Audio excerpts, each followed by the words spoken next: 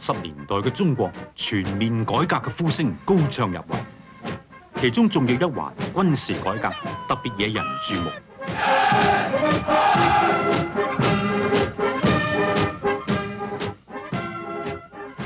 莊嚴嘅北京天安門，世界最大嘅廣場，迎面而嚟嘅係威風凜凜嘅中國人民解放軍，堂堂軍陣，步伐整齊，好睇。其實你更想睇到嘅係中國軍事改革究竟已經去到乜嘢地步呢？世界軍事權威認為，中國軍隊對世界軍事力量均衡嚟講係舉足輕重嘅。三軍統帥鄧小平係眾目嘅焦點，佢將率領三軍走向一個乜嘢境界呢？你有冇注意到中國三軍最近嘅動靜？裁軍8萬，邁向軍事現代化，恢復軍銜制，咁樣係咪意味三軍體制已經有咗重大變動呢？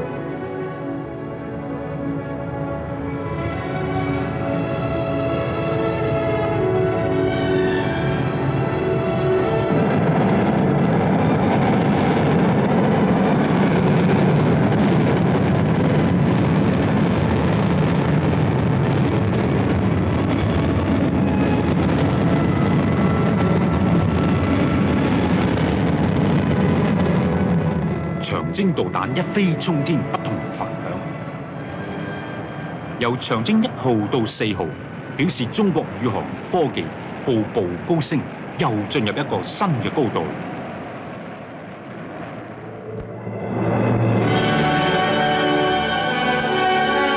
種種跡象顯示，中國三軍兵種結構實質上已經有咗歷史性轉變。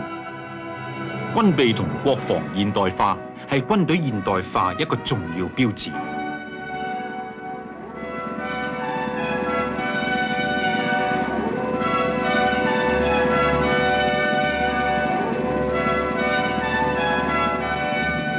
激光早已為世界普遍使用，但係用於軍事演習呢就絕無僅有。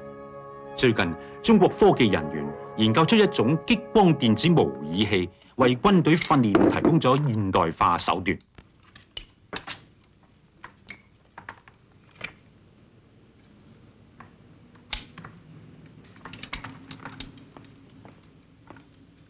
演習前，頭盔、槍支、大炮、飛機、坦克、導彈等等各種武器上面都安上激光接收器同發射裝置。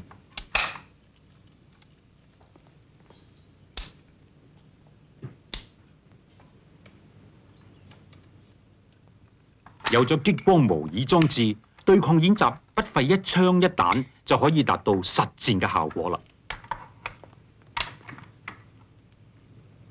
而家就請你睇下中國首創嘅激光電子模擬對抗演習。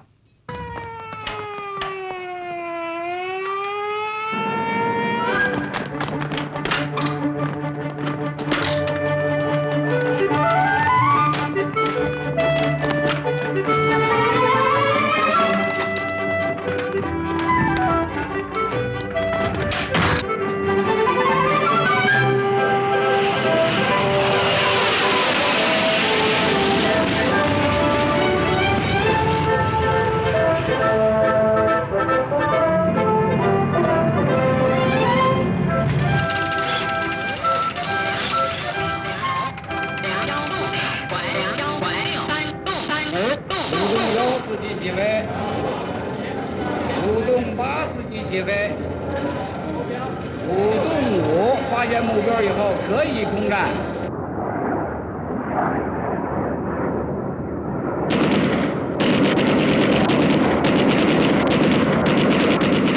轟炸機投下嘅唔係重型炸彈，而係無線電脈通訊號。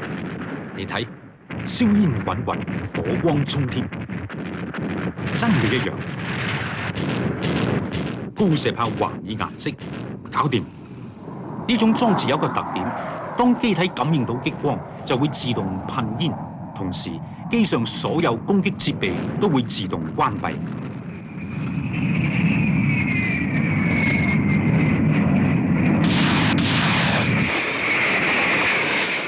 銀幕上空戰你就睇得多啦，激光空戰就包你未睇過。長期以嚟，空戰演習一個難題呢，就係九霄雲外交鋒，邊個打中邊個先係靠估嘅。而家呢就唔同啦，邊個先邊個後，時間、命中率全部電子記錄。地面指揮部可以立刻應變，重新部署戰術。嗱，導彈啊一樣可以發揮作用，喺熒光幕可以睇得一清二楚，點樣發射、點樣命中，一目了然。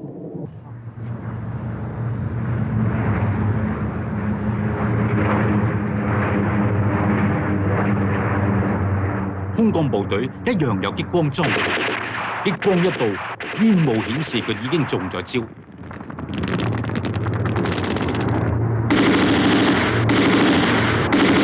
再嚟一個，好嘢！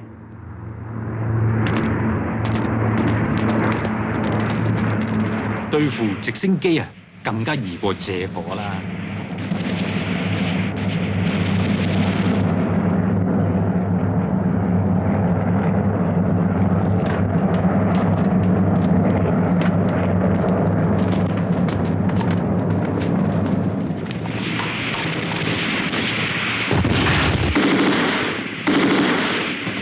陸地正面交鋒，近距離戰鬥要發揮戰鬥人員嘅靈活性，反應慢呢就會俾對方打低。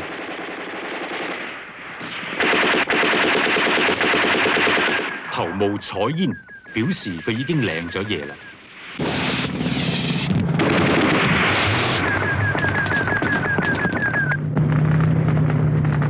坦克部隊掩護進攻，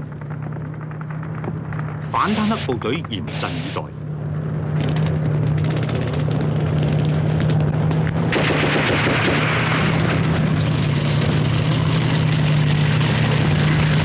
先下手為強，後下手遭殃，完全講究機動靈活。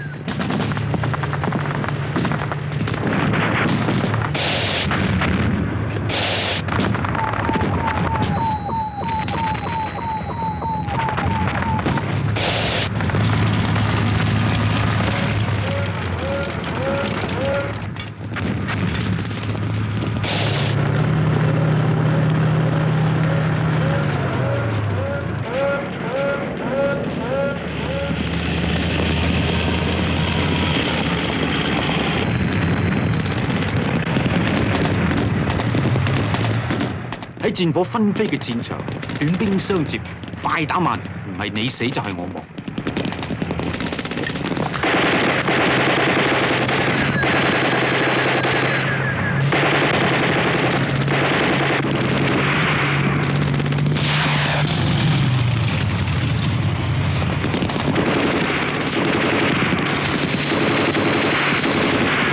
鋼盔出煙，人就立刻瞓低。咁樣一嚟，雙方兵力此消彼長，一眼見晒。激光演習開創咗世界軍事演習新里程。自從有咗呢項創新發明，演習做到逼真而有實效。一方面訓練水平可以大為提高，另一方面軍費可以大量節省，而且仲可以解決真槍實彈演習難以解決嘅課題。雙方戰果完全喺計算機上面 show 晒俾你睇。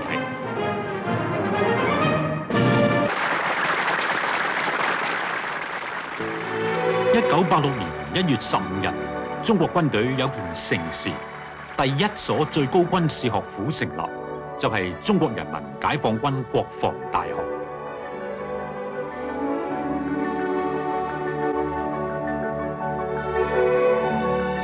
中央軍委副主席楊尚昆向校長張震頒授軍旗，成立典禮顯得特別莊嚴隆重。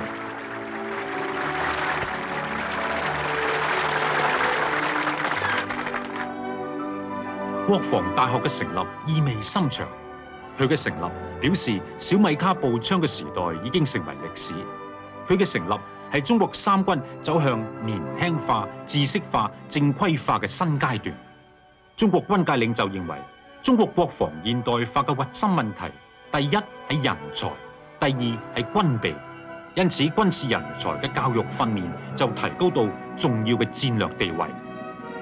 入呢所學府都唔簡單㗎，學員嘅來源除咗部分大學生之外，多數係各軍區嘅精選，個個都係富有作戰經驗嘅精英，經過甄別、選拔同嚴格考試，先至可以成為呢所學府嘅學員。佢哋唔只有良好嘅學習環境，同時有廣博嘅學識資源。既要學自然科學，又要研究軍事理論以及種種尖端科技，仲經常進行現代戰略戰術同國際動向嘅探討。聽下佢哋有咩高見呢？現在這個局部戰爭問題當中啊，還有這麼兩種觀點。一種認為呢，在今後一個時期內，像第一次、第二次世界大戰那樣的全面世界大戰呢，就不會爆發了。世界主要的戰爭類型就是局部戰爭，就是世界經濟和科技的發展。工業發達的國家呢，可以運用它掌握的經濟和技術的力量去獲取資料、佔領市場，而無需訴諸武力。你比如說日本和德國就是這方面例子。那不對啊！如果你這條成立的話，未來嘅高級將領就喺呢班學員中產生㗎啦。中國自有軍事院校以嚟，到而家已經建立起各類專科軍校103間啦。將來全國嘅軍官都必須經過院校嚴格訓練。今日嘅軍官呢，重智力、講科學，不懂物理數學都可以指揮作戰嘅年代已成過去啦。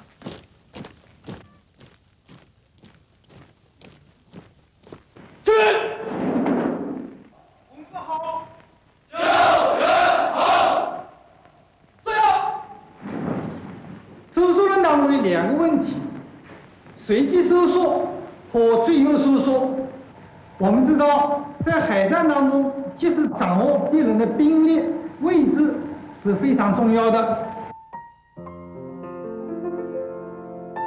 4年嘅軍校生活，除咗學軍事，仲要研究心理學、運籌學、決策學、物理學同電子學等等。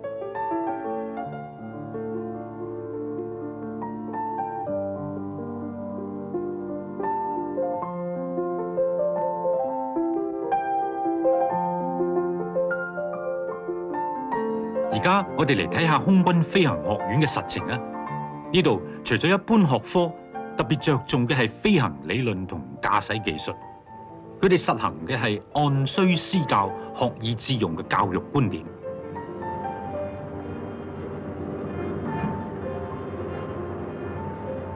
仲有一門必修科就係國際語言啦。Now one of you will be the captain of a ship, and I will be the port control. Let's begin. Port control. Port control. This is ship Columbus calling. My present position is in the vicinity of berth number 3. 引用三軍司令鄧小平嘅話：中國軍隊必須面向世界。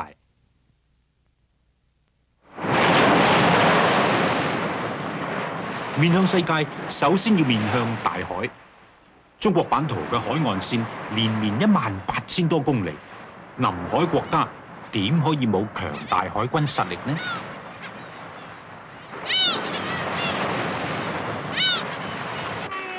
唔怕失你話你知啊！解放後冇幾耐，1950年，新編嘅海軍同敵軍血戰漫山海面，用木殼船同軍艦對撼，喺世界海戰史上亦都係絕無僅有嘅。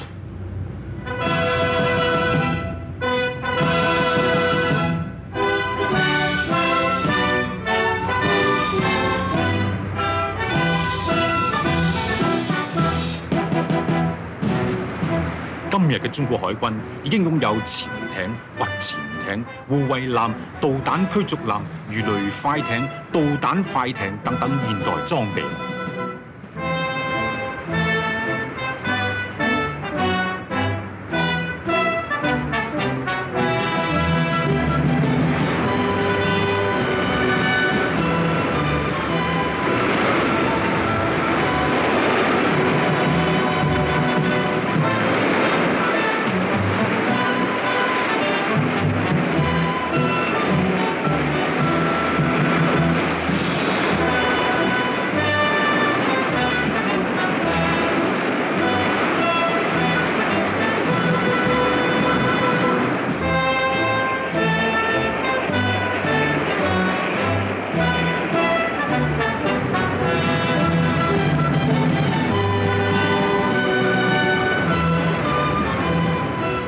中國海軍實力已經由近海防衛發展到遠洋防禦高度。外國軍事專家話，中國海軍嘅艦艇總噸位已經名列世界第3位。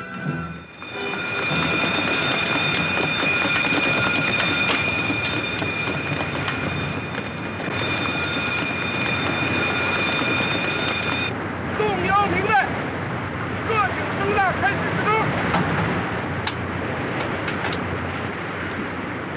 面对地潜攻击，停手防射炮最后准备，自炮齐射，预备，放！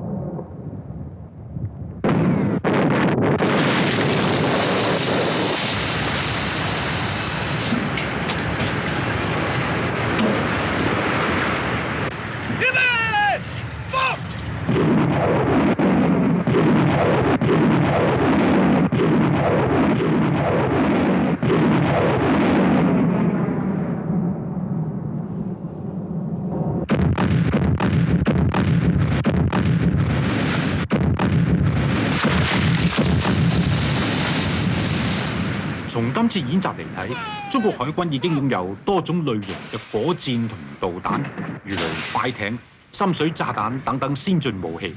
海軍嘅裝備又再跨前一大步。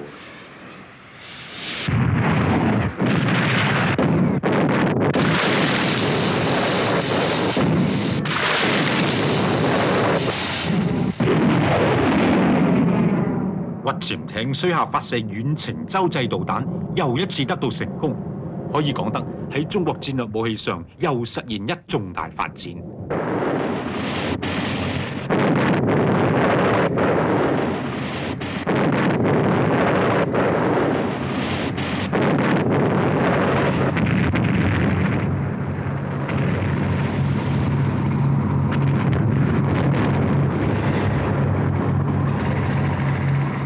中國海軍仲有一個新兵種，就係號稱軍中之軍嘅海軍陸戰隊，擁有海陸兩棲嘅裝甲兵、步兵、工程兵、防化兵，仲有機降兵同岸導兵。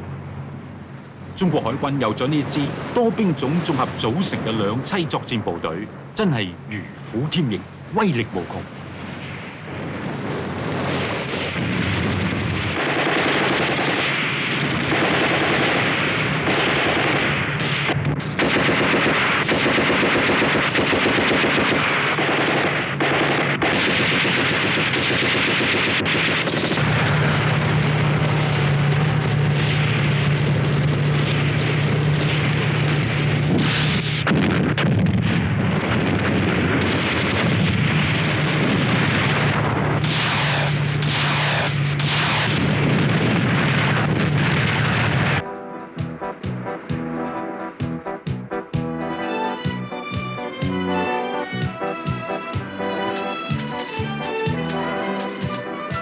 海軍無論點樣威水法，必須解決一個重要問題：補給。柯錦又話：三軍未動，糧草先行。古時兵馬糧草補給充分就掂晒，現代軍事補給問題就唔係咁簡單。糧食、能源、武器等等裝備極之繁複。中國海軍科研人員近年創新咗複式遠洋補給船嘅設計，可以為遠航中嘅艦隻提供單向、雙向、多向嘅各種補給。有咗呢個神通廣大嘅發明，從此中國海軍就唔會俾人譏笑，話我哋嘅海軍係着咗海軍衫嘅陸軍。我哋可以行遠啲，見識下世界。去南極咁遠都靠晒遠洋補給。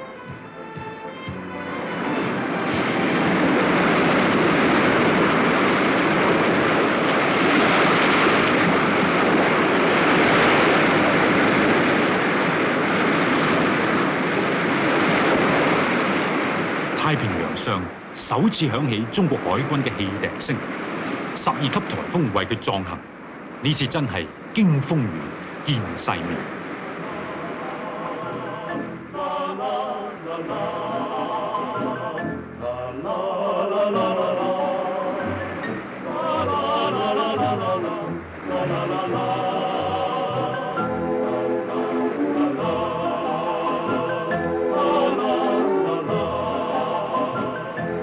1985年11月，中國海軍編隊由上海出發，巡迴巴基斯坦、斯里蘭卡同孟加拉，進行第一次出國友好訪問。呢條航道就係聞名世界嘅海上絲綢之路。唐代高僧法顯去南亞取經就係走呢條路。明代三寶太監鄭和七下西洋又係走呢條路。今日我哋嘅艦隊又沿住呢條舊路遠海逆遊，顯得意義深長。回航途中有個啱得咁巧，喺南中國海香港以東100海里以外，第一次遇上美國第7艦隊。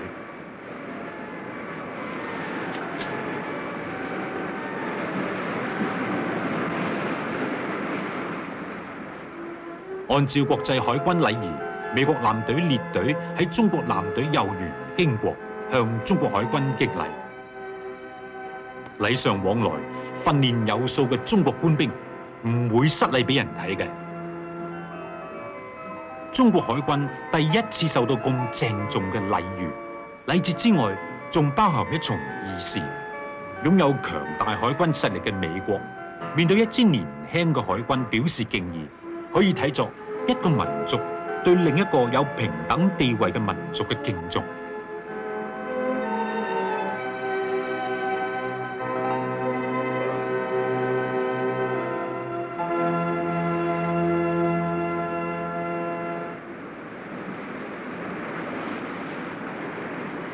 中國曾經俾人敬重過，亦嘗過不受敬重嘅滋味。多個世紀以前，中國積弱不振，嗰個時候邊個敬重你呢？代替敬重嘅係西方列強嘅傲慢同槍炮交加嘅屈辱。我想，凡係中國人都唔會忘記鴉片戰爭嘅。1841年喺虎門靖遠炮台，廣州水師提督關天培，佢身先士卒，奮勇抗戰，經過無數次激烈搏鬥，結果壯烈犧牲。佢死不瞑目，心知肚明，中國輸蝕在冇一支強大嘅海軍。黃絲不定中原日，家祭無忘告乃翁。關天培嘅第8代孫關新懷參軍之後，成為中國海軍929艦隊水兵，列宗列祖，終身抱恨嘅教訓，後輩永誌不忘。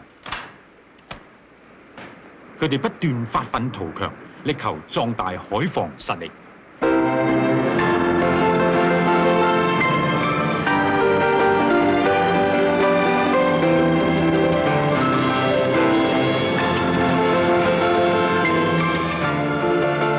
而家中國海軍唔止陣容龐大啊，同時發展咗一支強大嘅海軍航空兵。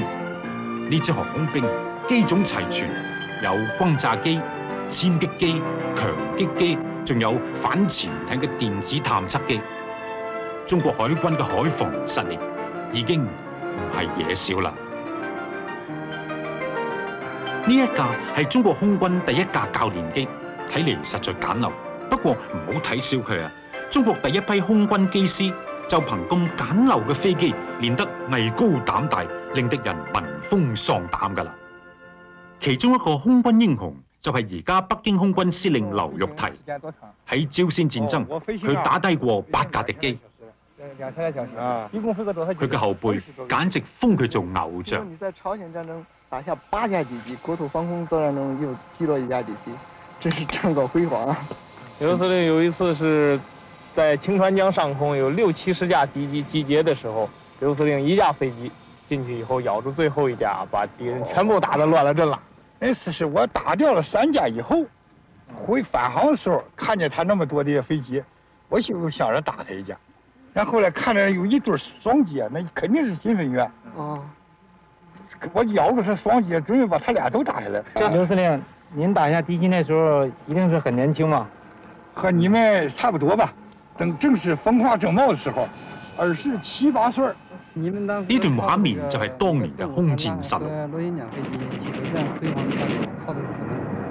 我們靠的勇敢，這個我們這大部分的，你像王司令他們和我們一些大部分從陸軍來的，經過了戰爭的考驗的人。現在你們這個飛的這種飛機啊，咱們有1800。中國空軍從冇到有，全靠自己一手創建。舊有嘅老爺機已經全部封倉，新嘅品種層出不窮。目前中國軍機數量已經進佔世界第3位，戰鬥力無論遠程作戰、高速機動、猛烈突擊或者對空防禦，實力都有一流水準。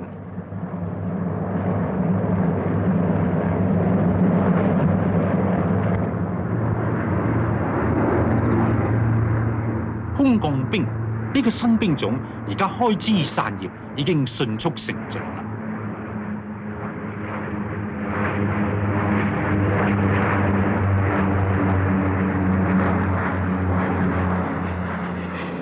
講到飛行技術，揚名世界嘅勁旅唔少。美國有雷鳥，蘇聯有紅星，英國有紅箭，法國有巡邏兵，日本呢有藍色衝擊波。都係世界知名嘅飛行表演隊，有目共睹嘅就係中國81飛行表演大隊，同以上任何王牌比較都有得揮。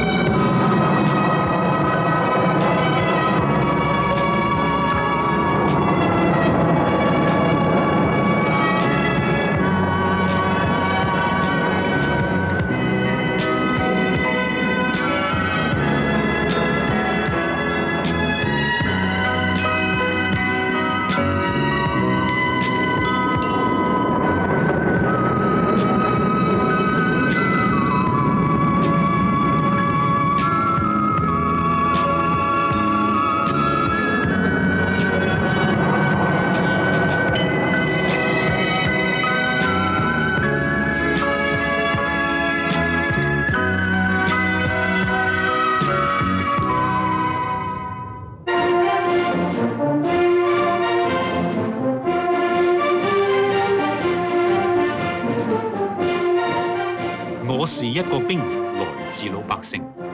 呢支歌大陸每個青年都識唱。而家演奏呢支歌嘅係中國軍隊裏面第一支由女兵組成嘅軍樂團。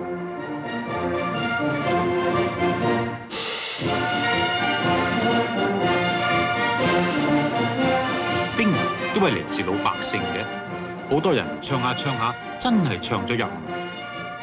但係兵同老百姓到底係大有區別嘅。由入伍嗰日起，佢哋就要過截然不同嘅生活啦。從現在起，大家就是一名光榮的解放軍戰士了。作為一名軍人，首先着装就应该严格的按照部队的规定执行，保持军容整洁。男军人须发不得露于帽外，不得留大包头、小胡子，不得留大鬓角。女军人发辫不得过肩，不能描眉、涂口红、染指甲，不得戴项链。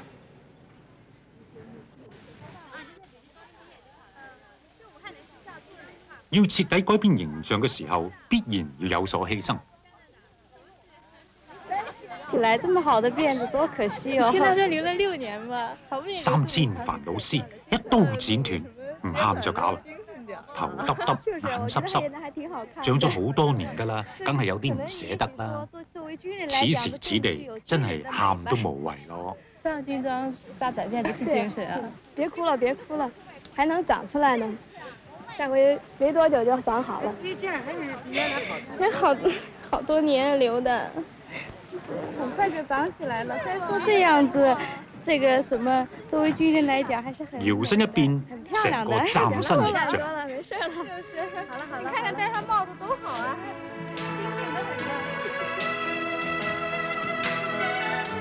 為了負起革命軍人的神聖職責，我宣誓，經過莊嚴宣誓，新生活開始。全心全意為人民服務。落不打3更添，都唔知邊頭係頭。唉，新兵係咁噶啦，周時慣啦。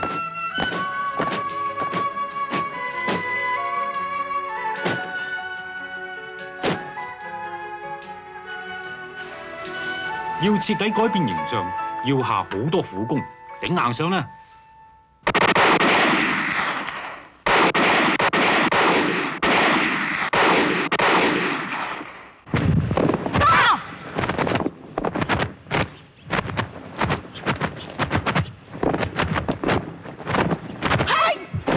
練臂力、腰力、定力同耐力，仲要有靈活嘅身手同快捷嘅反應。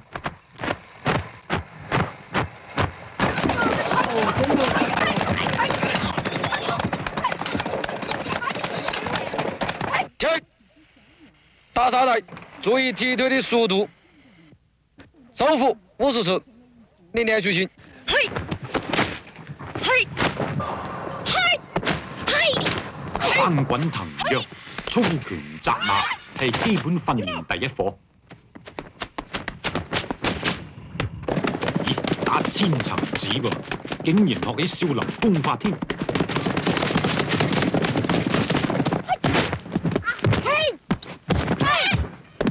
打沙包亦都係少林基本功法，唔止打，仲要踢，飛身勁踢。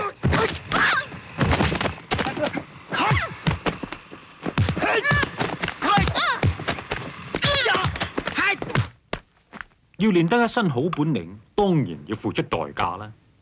佢哋有句格言話：平時多流汗，戰時少出血。有時流下蚊飯，亦都在所難免㗎啦。進一步，佢哋仲要學擒拿。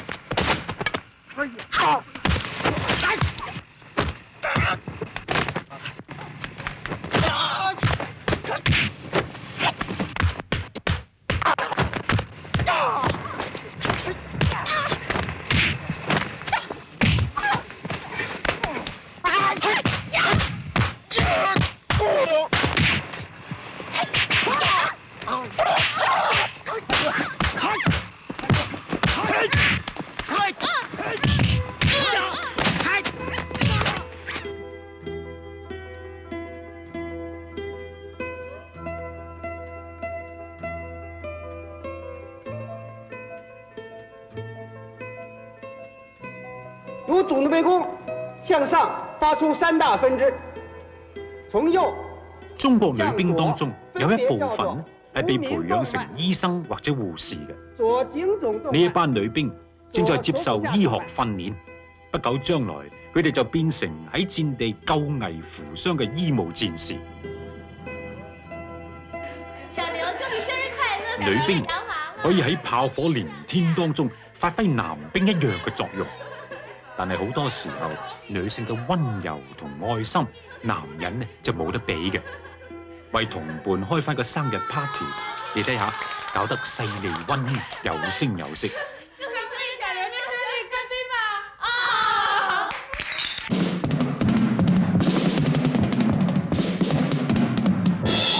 军装，我们头顶了红旗，我们是英姿飒爽的花无兵。在这雄壮的队伍中，有我们整齐的步伐；在这欢乐的晚会上，有我们美妙的歌声。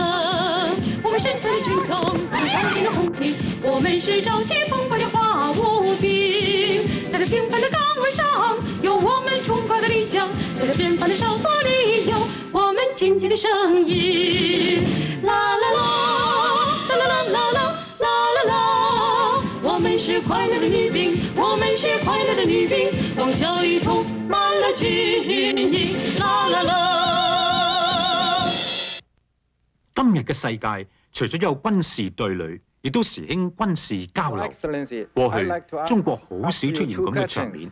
The first is to open the causes of the annals of the World War in your institutions, and the second one。自從有咗開放政策，好多外國軍事專家都嚟交流經驗，多啲坐埋傾下，大家都有好處嘅。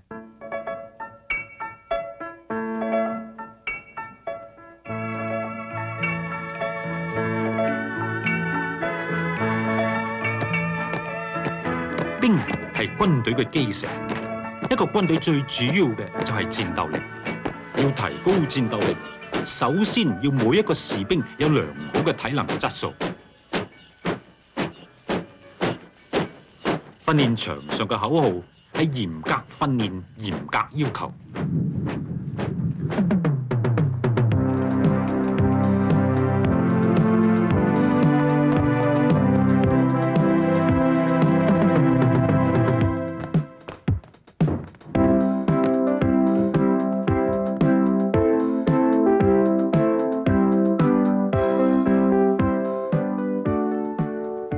軍訓係軍隊非常重要嘅一環。中國軍訓有一個與別不同嘅特點，就係注入 Chinese 功夫啦。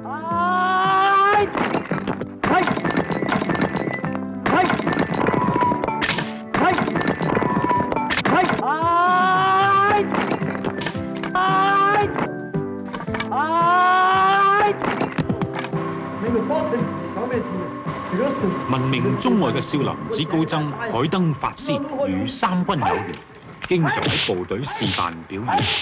金鐘罩係刀槍不入嘅絕技。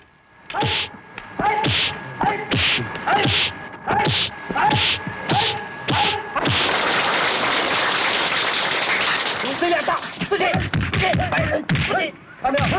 來手，看見嗎？看到沒有？看到沒有？看到沒有？佢嘅嫡傳弟子范應元受聘為部隊嘅武術總教練，將海燈法師嘅絕技傳授俾部隊。好，聽到啊！要對這個看到沒有？要拼這個地方，要擠，這樣對準胸肉，這個膝蓋要出來，到這個地方成一個直線啊！大家注意到啊，打這個位置不巧，看到沒有？打這個位置看到沒有？從這邊過來，打這個腰眼那一塊，看到沒有？這個嗨，看到沒有？要這個樣子，很緊，好，3、2，好，這個腳持久要站好，挺進。先把掌放下去哦，先把掌放下去，放下去以後，內練精氣神，外練手眼身，神氣力嘅巧妙結合，可以提高人嘅質素同戰鬥力。有功夫冇功夫係唔同嘅。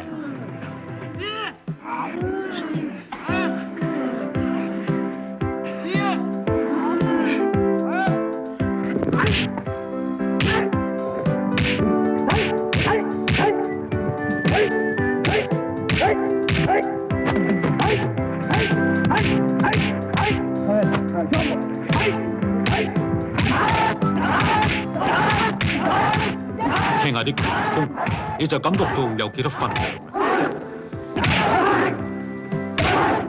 海燈法師不但以二指禪名聞於世，梅花樁一樣超凡絕頂。梅花樁喺少林寺功夫當中係一種特殊嘅功法，講究定力同準繩。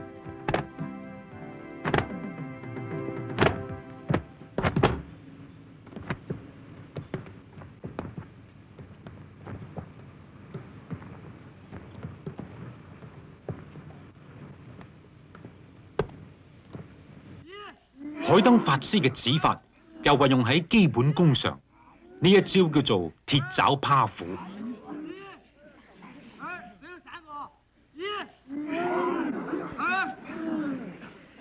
出家人主張跳出三界外嘅，法師點解又咁入世呢？法師話：我佛慈悲，善惡區分，出家人也是愛國人，發展國防武術，老衲願效綿薄之力，回應一句：善哉，阿彌陀佛。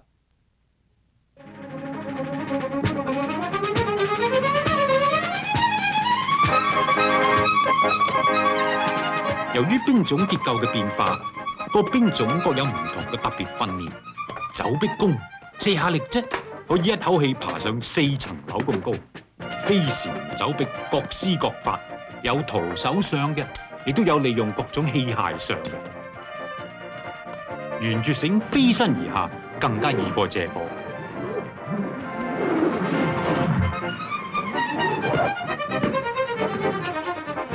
百丈懸崖一樣難佢哋唔到，哇！真係神乎其技。呢一招係現代神仙走索橋，真係藝高人膽大。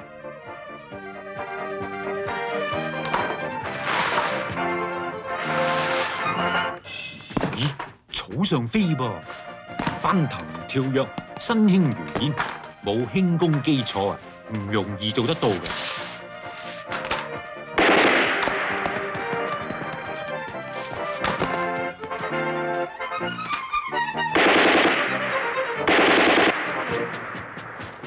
全世界嘅兵都要掌握射擊技術，一流嘅射擊訓練講究隨機應變、靈活快捷，力求100%準成。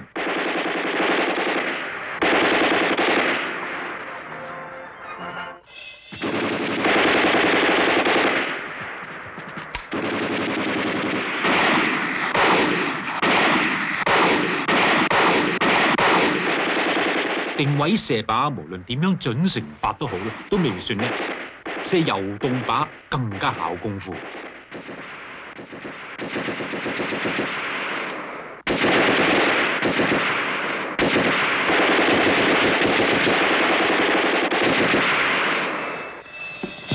撐杆跳用於軍訓，有如飛將軍從天而降。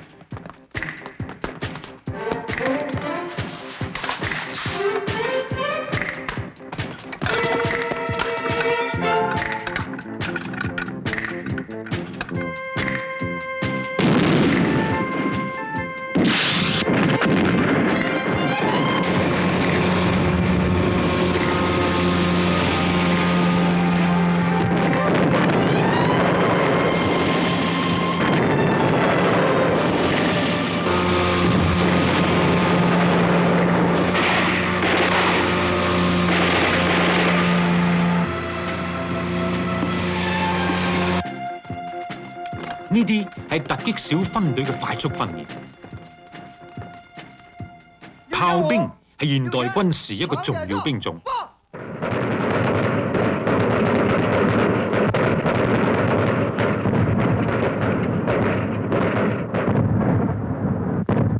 由於有先進嘅瞄測器同電子裝備，測距時間比舊式炮快10倍，命中率達到90%以上。中國工程兵已經進入機械化嘅時代，逢山開路、遇水架橋，有開路先鋒嘅名譽。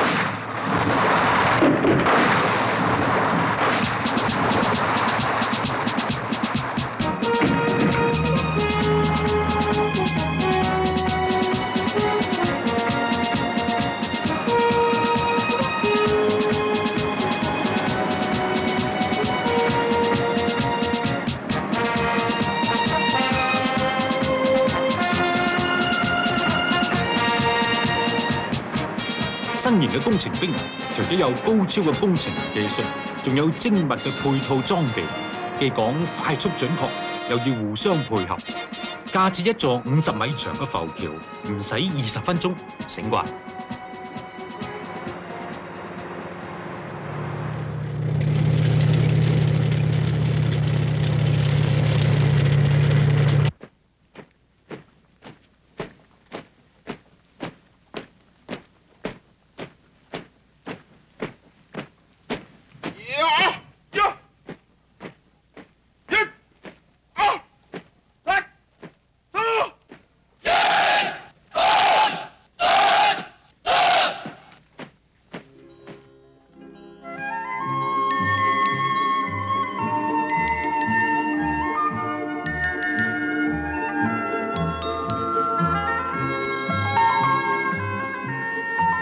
軍人除咗會開槍開炮，仲會開墾農地。解放軍每個駐地個個都有呢度咁嘅菜地、果園同魚塘。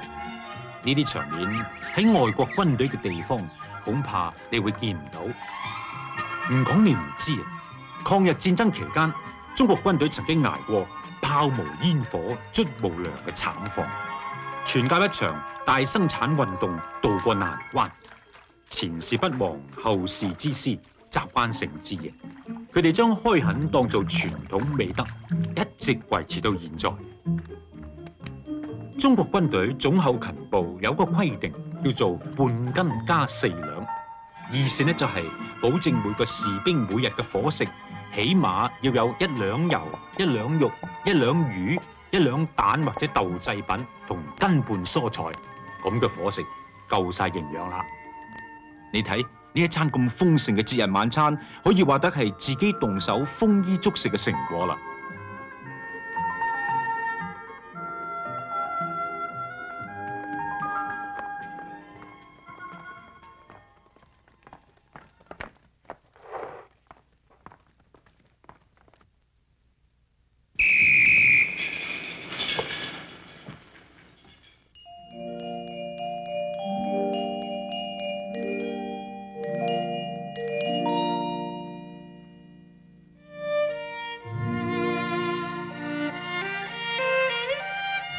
好多人以為軍隊生活一定簡單枯燥，其實咁呢係想當然嘅啫。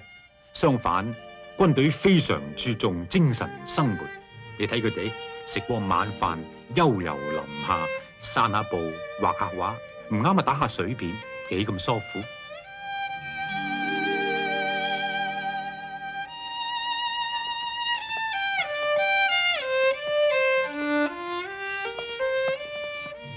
佢哋嘅文化生活亦都相當豐富，各種各樣嘅精神糧食任睇唔嬲。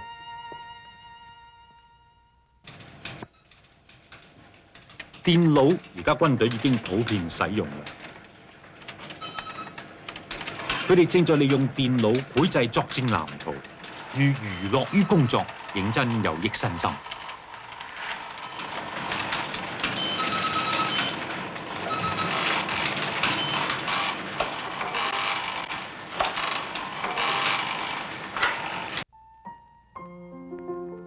軍隊裏面有不少文武雙全嘅人才，有畫家、詩人、作家、音樂家，個個有英雄用武之地。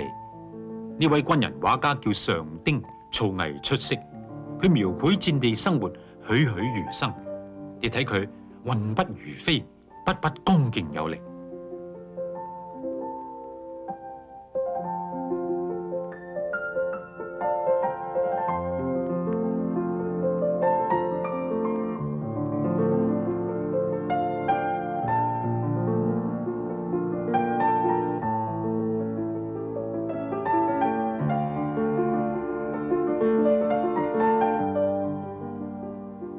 呢批畫係濟南軍區一班軍人畫家嘅傑作，以「祖國在我心中」命題，描寫中越邊境嘅實況。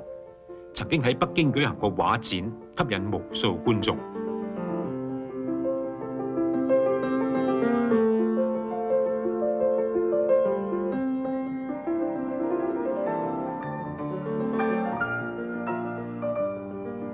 戰地寫真不不足之人特別細膩濃烈，血與淚、生與死、愛與恨，一幅幅逼真嘅描寫，令人興奮，令人想起誓死守衛南疆嘅鐵血戰士，壯懷激烈。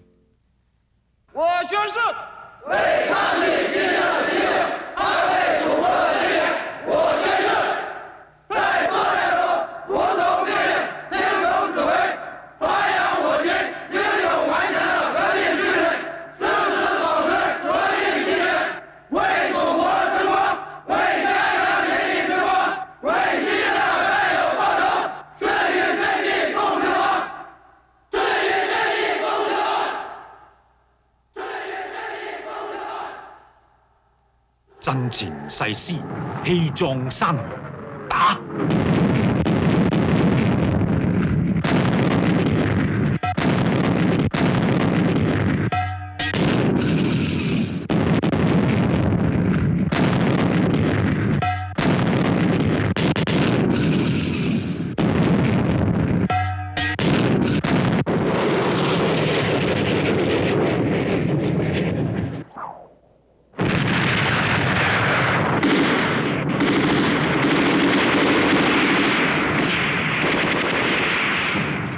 越南人敢於侵擾我哋嘅國土，就要還以顏色，就要承受嚴厲嘅懲罰。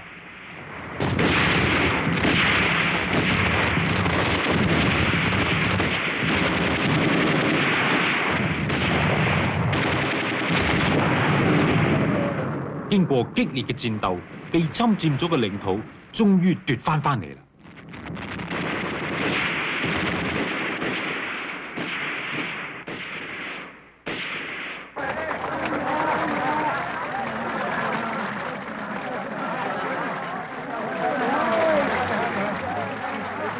戰地英雄，海歌高奏嘅時刻，激情澎湃。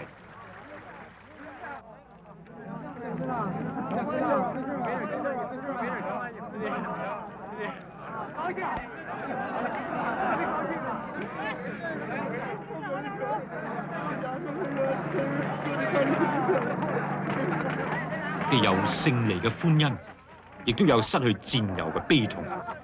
英雄肝膽，蕩氣迴腸。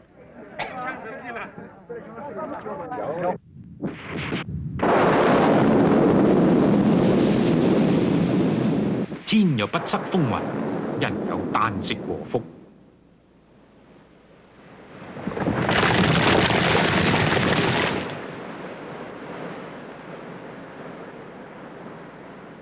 1986年8月，東北地區暴雨成災，遼河出現特大洪峰，沿河嘅鄉村城鎮頓然變成澤國，四方八面紛紛告急。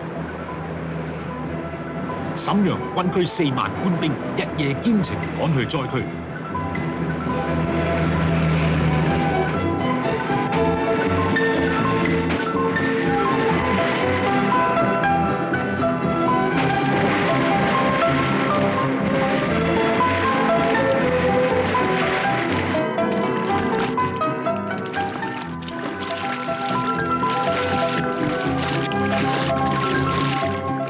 喺中國，隨時隨地可以睇到邊度有災情，邊度就出現奮不顧身嘅軍人。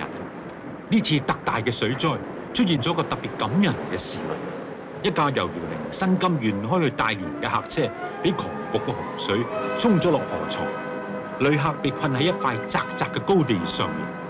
一連救援部隊趕到現場，周圍水深浪急，情況險惡。佢哋每移動一步都要付出好大氣力。連長張德成帶住2個兵強渡急流到咗河中心，同岸上官兵遙遙呼應，布置點樣救人。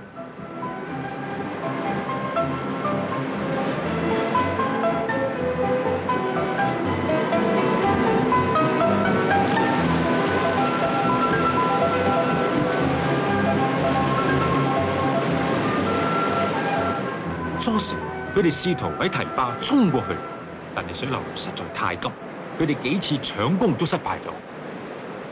危急關頭，有人急中生智，用繩仔扣住大麻繩，將繩仔拋到河中間，張連長接住城頭，拉起大麻繩綁住汽車，另一頭綁住岸上棵大樹，俾旅客喺驚濤駭浪當中遊城過河。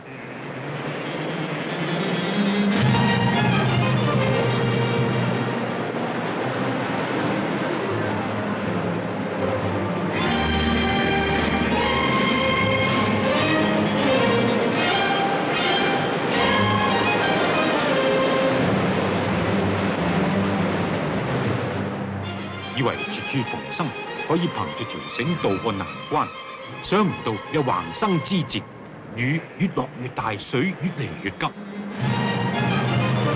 突然間，上游衝落棵大樹，衝力好猛，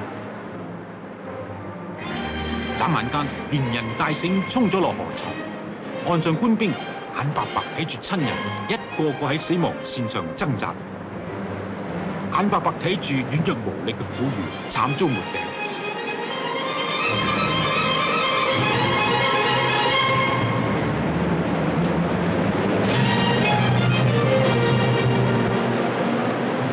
人命關天，毫不猶豫，官兵一個個奮不顧身跳落急流，諗住救得一個得一個。可惜水流實在太急，佢哋傾盡全力，甚至有人獻出自己嘅性命，都冇辦法將全部人救起。佢哋呢種捨身救人嘅胸懷，實在令人感動。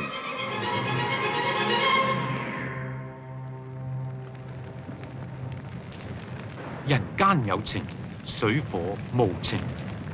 1987年5月，大興安嶺發生一場嚴重大火，全國上下都關注呢場罕見嘅災難。8級大風以每小時40-50公里嘅速度撲嚟。火勢風勢一發不可收拾，解放軍又出動，35000官兵利用火車、卡車、裝甲車、直升機，調動一切可以調動嘅工具，緊急奔向災場。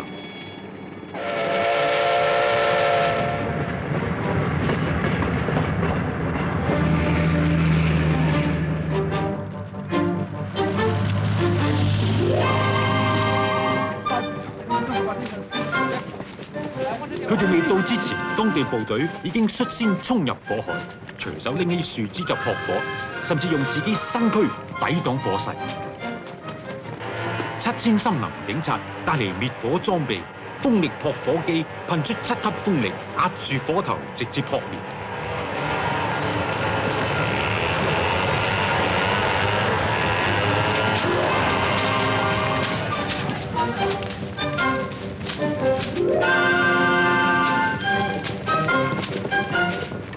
呢位滿面鬍鬚嘅指揮官，人哋稱呼佢做大胡子師長。佢身先士卒，以第一時間率領佢嘅部隊撲向火場。喺呢場罕見嘅大火，數萬官兵同心協力，喊出寧死不後退嘅誓言，一定要將大火撲滅。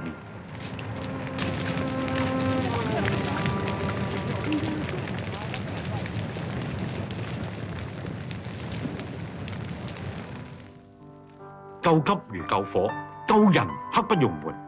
後勤救災工作亦做得相當出色，迅速為3萬多火線上嘅軍民及時送嚟大量救濟物資。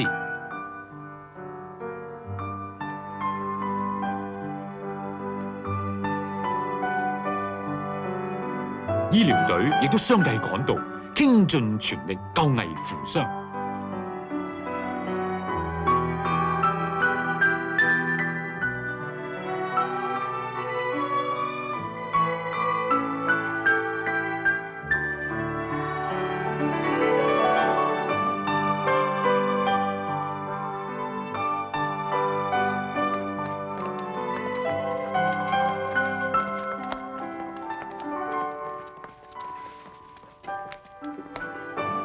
經過25日軍民共同奮戰，大火終於撲滅。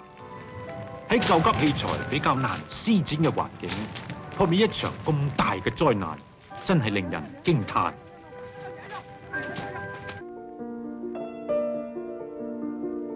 呢班號稱鐵軍嘅戰士，已經一連14個晝夜冇離開火場，亦都冇瞓過覺，直情係鞠躬盡瘁、筋疲力竭。大火撲滅之後，個個放下心頭大石，喺現場碌低就瞓。呢支軍隊喺呢場特大嘅火災當中救出400多災民，疏散咗1000多人，所以當地老百姓稱佢哋為鐵軍。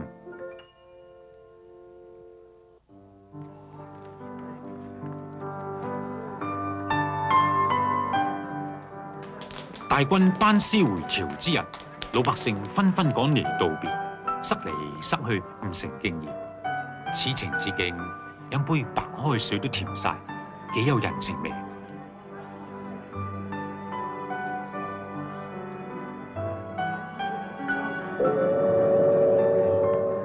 汽笛一響，依依惜別，真係難捨難離。民擁軍，軍愛民。中國慣稱解放軍做人民子弟兵，佢哋嘅關係就係咁樣建立起嚟嘅。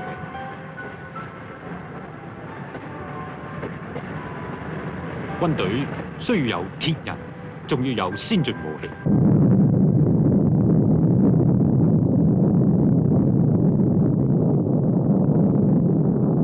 1964年10月16日，喺西北地區，中國有史以嚟第一個原子彈爆炸成功。呢個係驚天動地嘅時刻，舉國歡騰。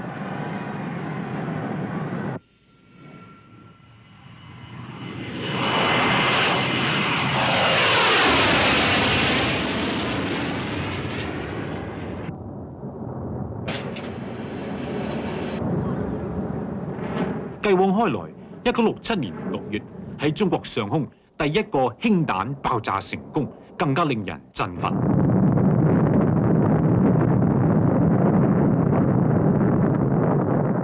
呢個成功係中國科學家喺試爆原子彈嘅基礎上又一個偉大科學實驗。由原子彈發展到氫彈，蘇聯用咗5年時間，美國用咗7年，法國用咗8年，中國只用咗2年零8個月。中國科學家意志力更新嘅驚人速度，打破咗核大國嘅核壟斷。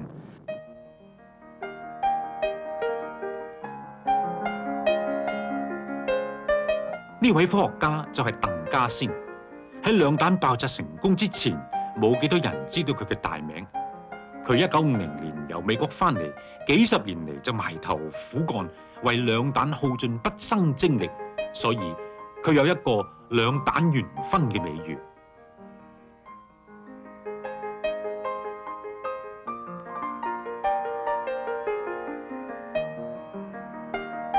呢個係早年嘅鄧稼先。左邊嗰個係楊振寧，佢嘅好同學、好朋友。鄧稼先為中國尖端科技鞠躬盡瘁嘅精神，處處可以體現得到。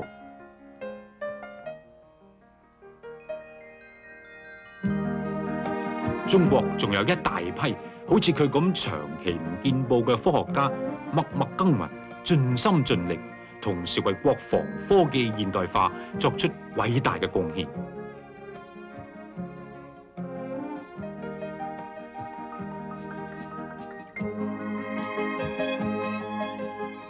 呢位係薩本茂，係蒙古族女科學家，唔係誇口，幾乎每一隻中國軍艦都有佢嘅創造發明。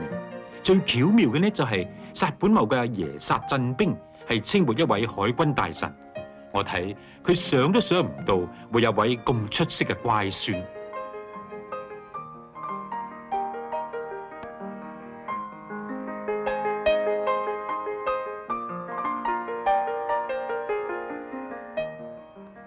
呢度係中國導彈生產基地。中國導彈發展同呢位老先生關係密切。佢叫做梁守盤，中國第一任戰略導彈總設計師同海防導彈系統設計師。傳說最初發射導彈連發3次都唔成功，梁守盤喺發射架周圍轉咗3個圈，諗通咗，立即將發射架鋸低幾寸，結果呢一飛沖天。這個說的有點太神話了，當然是據的1米2得到成功。不過呢，並不是說能夠轉3圈就做到這件事情，而是通過了3、4天的計算，先證明不鋸掉是不可能成功的，然後才提出鋸掉為什麼是成功的。那就是说，成功呢是要靠聪明的设想和准确数据这个反复的多次的验证啊。是要靠反复验证，不过反复验证不是单纯的数据的反复，而是要理论联系实际。而这里面更要紧的问题是得要相信中国人能够理论联系实际。有人认为说是中国可以去花錢買，實際上人家有很多東西不賣，所以你想要買啊，那完全是做夢。講起佢呢種威水發明巴閉路，呢、個就係揚名四海嘅蠶式導彈啦。咪睇佢細細粒蠶蛹咁款，正因為佢準確度高，而且射程遠又容易收藏，可以喺任何環境下都啱使啱用。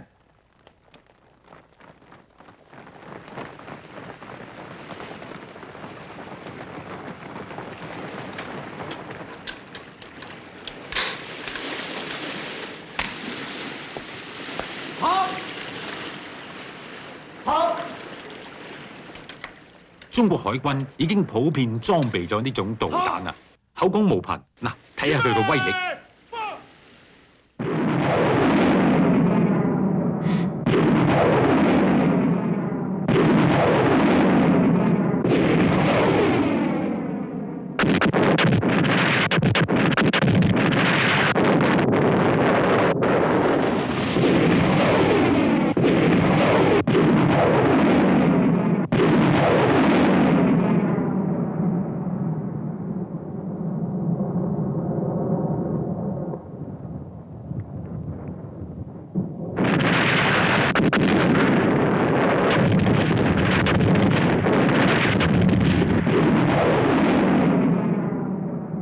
蠶式導彈低空飛行，可以避開雷達探測，命中率準成。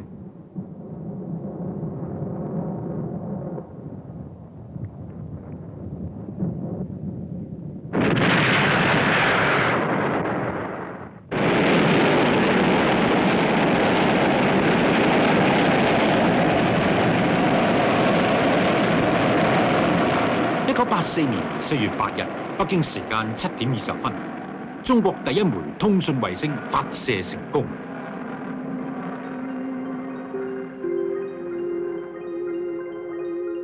呢個成功顯示中國已經登上國際航天科技舞台，係一個劃時代嘅科學新成就，舉世矚目。唔少國家紛紛派人到中國洽談代發衛星上天。呢啲非凡嘅成就，就係無數科學家好似鄧稼先、梁守盤咁樣默默耕耘、嘔心瀝血嘅結果。中國領導人曾經多次公開讚揚佢哋呢種不屈不撓嘅創業精神同獻身精神。國際輿論對中國航天科技非常敏感，孫仲要求著名科學家有火箭專家之稱嘅錢學森，以國防科技委副主任嘅身份，第一次公開招待記者，回答佢哋嘅問題。所以，我先自己介紹自己。首先有人提出中國核政策問題，佢話中國嘅國防建設首先係依靠自己嘅力量。中國奉行獨立自主嘅和平外交政策，發展核武器完全係為咗自衛。中國歷次宣布絕對唔會先用核武器，但係如果受到侵略呢，中國就會總動員投入反侵略戰爭。所以我們是很清楚的，我們絕不能夠依靠進口外國的武器來裝備我們的部隊。But then cost is very high. And presently， 有人又問中國過去搞人民戰爭，而家又強調國防現代化。身為軍事技術專家，對現代化嘅人民戰爭點樣睇法呢？錢學森話：人民戰爭係一個概念，呢個概念並唔排斥現代化武器。至於喺現在條件下點樣具體進行人民戰爭，呢個係最高統帥部要研究嘅事。總之，新時代有新時代嘅人民戰爭。至於說具體怎麼來進行新時代的人民戰爭，這是一個我們的最高統帥部要研究的問題。So this is the country. 又有記者問未來戰爭嘅模式會係點嘅呢？錢學森話：未來戰爭嘅模式會係多兵種互相配合嘅合成作戰模式。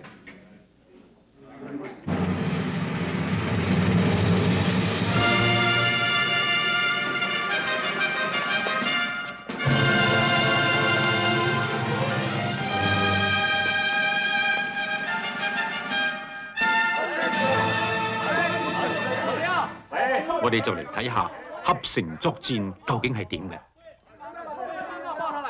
華北某地某個集團軍嘅指揮部正在緊張部署一場規模巨大嘅合成作戰演練。合成作戰即係現代所謂地空一體化嘅多兵種合成作戰模式。當面之敵為敵魔部第3、第9師各一部，約2個多團的兵力。根據軍區作戰命令，我決心成2個梯隊的戰役布置。集團軍作戰司令正在向各個兵種指揮官扼要說明呢次作戰方案、戰爭態勢同臨時設置嘅情況。各部隊於27日0時前做好一切戰鬥準備。火箭炮部隊整裝待發，坦克車空運而出。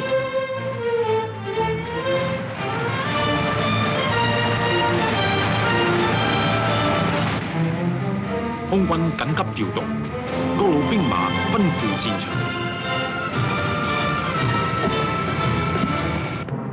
司令部已經部署完成。呢次作戰部署分藍軍、紅軍2個方面。由藍軍實行主動攻擊，紅軍處於防禦地位。我命令轟炸航空兵、強擊航空兵，按計劃起飛。是。發動1起飛。發動1明白。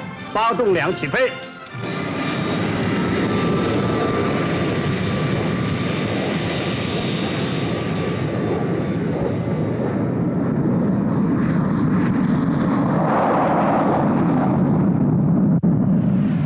首先，藍軍要發揮空中優勢，搶奪制空權，殲擊機、轟炸機空群而出。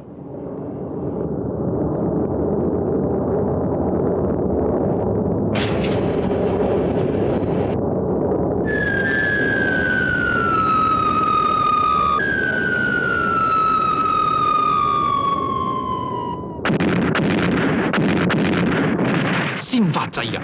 首先摧毀紅軍嘅機場，等對方冇法子起飛，跟住嚟打。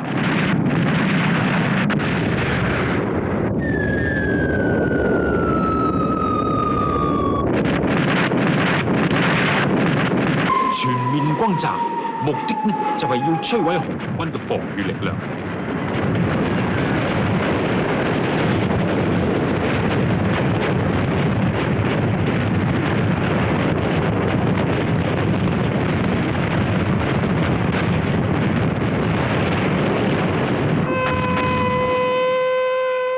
紅軍受到突然襲擊，高炮兵倉忙應戰。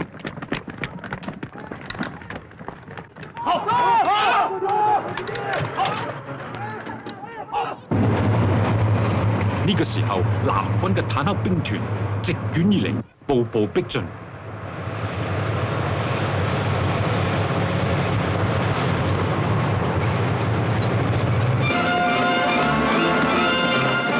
紅軍坦克裝甲部隊紛紛上陣。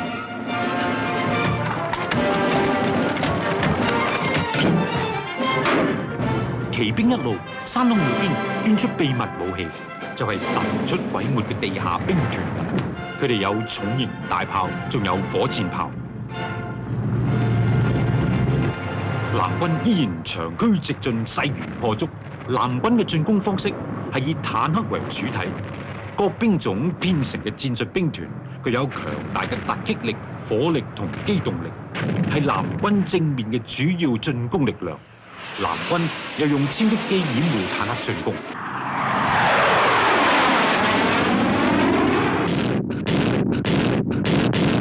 呢個時候，紅軍出其不意，炮兵部隊全面出擊。炮兵一出，真可謂橫掃千軍。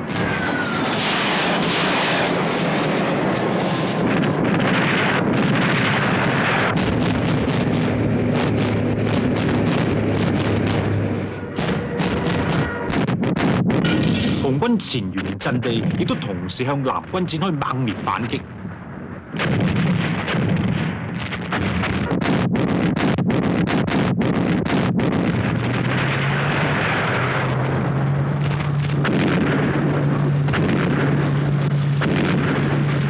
南軍已經逼近紅軍第一前沿陣地，來勢非常兇猛。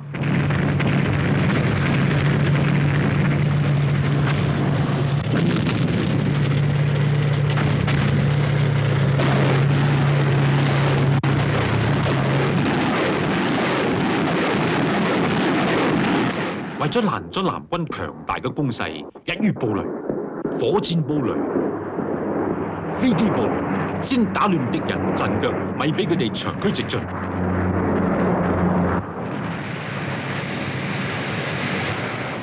紅軍为阻止我团2梯队进入战斗，在大土包东西一线用直升飞机和火箭实施布雷，命令工兵立即火箭排雷。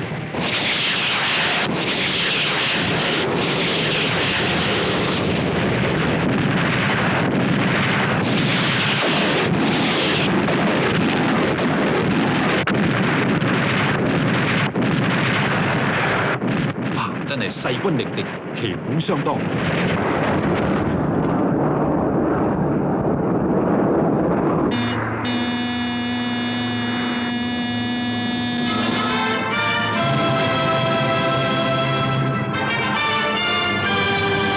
南軍又出其不意，敵後空降前後夾擊，向紅軍腹地進行偷襲。霎時間，空降兵有如飛將軍從天而降，好似仙女散花。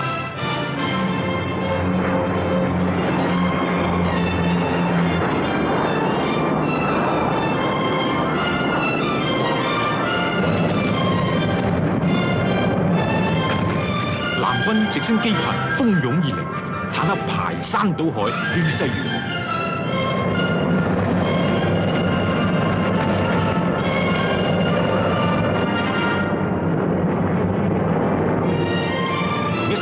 南軍機降部隊亦及時趕到，為空降兵輸送重兵器。現代戰爭打起上嚟係冇地域之分嘅，天空、地面、前方、後方同時進行，呢啲就叫做快打慢嘅立體戰術啦。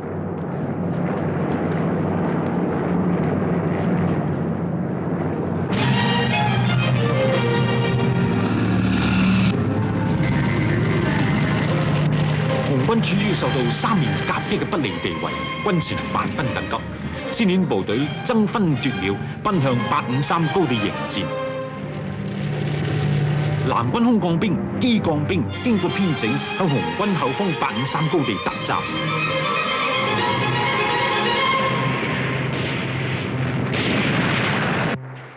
紅軍利用山頭防禦工事堅守陣地。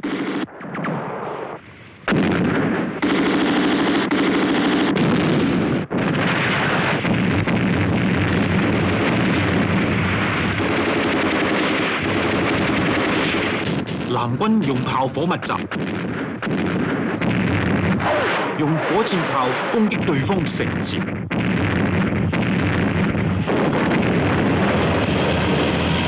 然後用坦克掩護空降兵前進，實行寸土必爭嘅軍事佔領。853高地終於被佔領。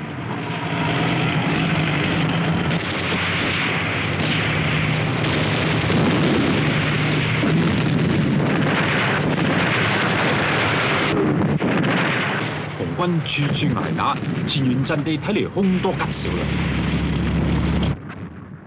一時嘅得失並非勝負關鍵。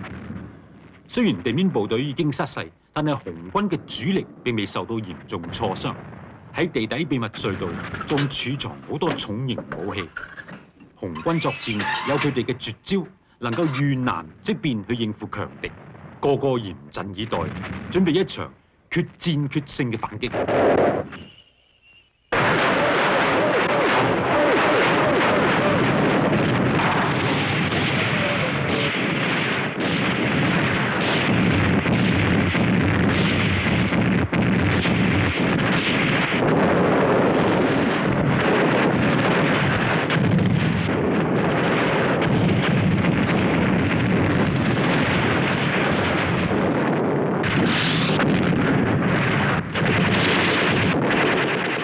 戰中，紅軍採用穿插、分割、包圍嘅口袋戰術，迫使南軍處於被殲劣勢。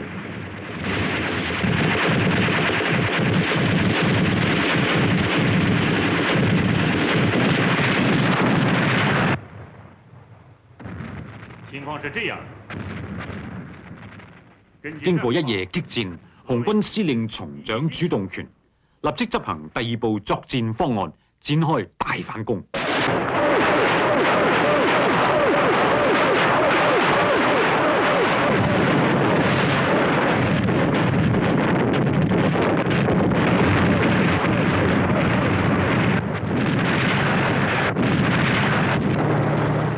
紅軍各路兵種全面配合，前後左右猛烈反擊。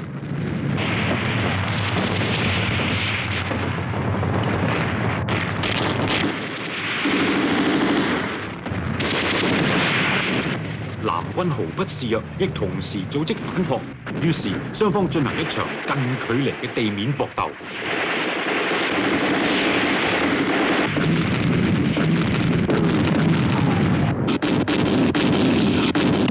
紅軍用重炮向失去咗嘅城池密集轟擊，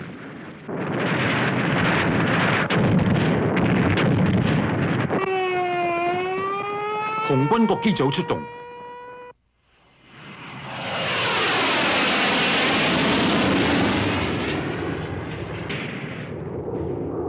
重奪制空權，空中再度較量。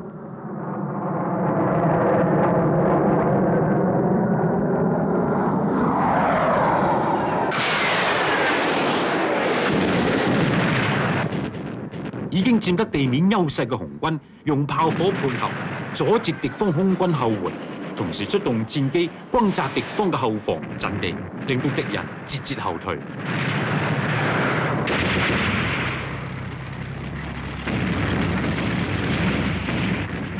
呢個時候想走就冇咁易啦，反坦克部隊已經仆咗喺度，難逃截擊。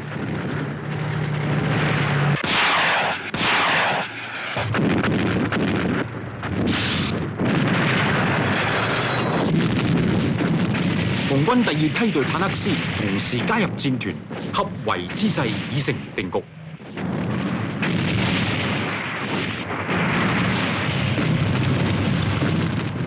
南軍四面受敵，已經成強弩之末，雙方坦克短兵相接。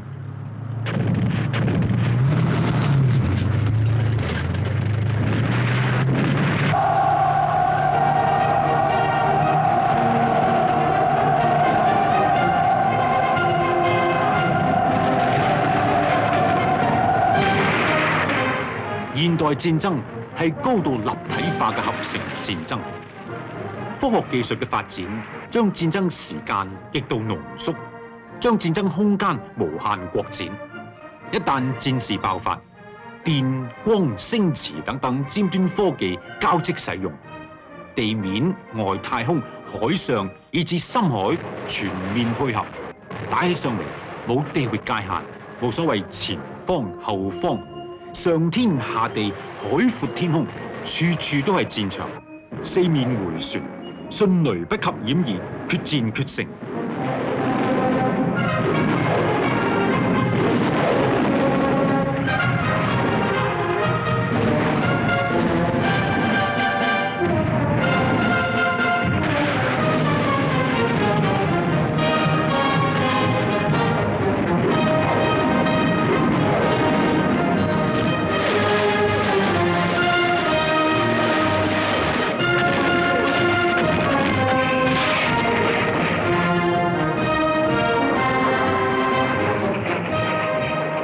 80年代，中國三軍喺自己特有嘅基礎上，以嶄新嘅姿態奮發圖強，以齊整堅定嘅步伐，踏住時代嘅節拍，奔向現代化。